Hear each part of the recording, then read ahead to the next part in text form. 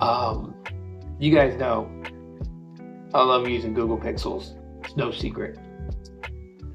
But I do have an iPhone 12 and I do enjoy using that.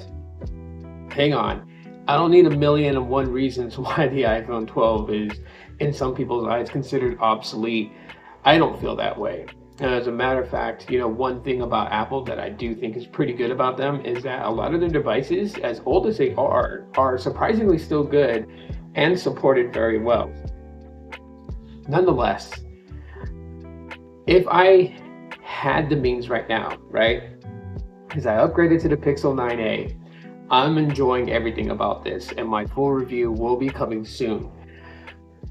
But on the Apple side of things, what would I upgrade to?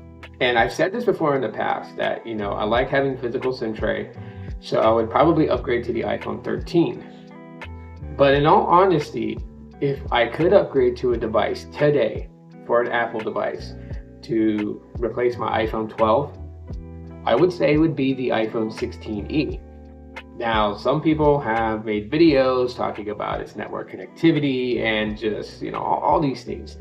And I get it. Maybe it's not going to have the best 5G connectivity. Maybe, it has an underwhelming modem, even though it is Apple's internal modem, right? The C1 modem from Apple. But, yes, it does lack a couple of things. Single camera on the back, right? A single 48 megapixel shooter. But I don't think the lack of multiple camera sensors, the fact that Apple made their own modem rather than going with a Qualcomm modem, the fact that, it still has a notch on the top instead of the dynamic island that everyone raves about.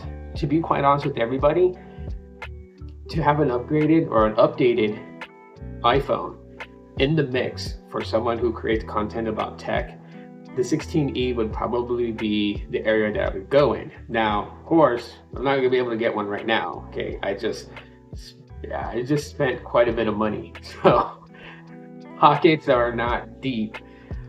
But, I was asked this question, like, you're still using an iPhone 12, Tito, so, like, what would you upgrade to if you had the choice? If I had the choice, money was no limitations right now, I would go for the iPhone 16e. I'm just somebody that doesn't really want to grab, like, the most expensive and the most high-end flagship. I find joy using something that's practical, cost-saving. So when I make this content, not only am I sharing with you guys my experience like with the Pixel 9a and that, but also sharing an experience of somebody that doesn't need to use the most expensive flagship to have a very good experience with a smartphone that pretty much goes in my pocket and is my day-to-day driver.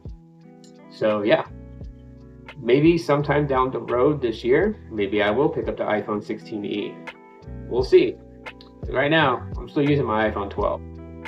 And I still have a good experience with it. The battery could be better. I could go and replace it and get a brand new battery at 100% capacity. But I've heard good things about the 16e's battery. That's what really intrigues me, is having a good battery life on an iPhone. And I'm just saying.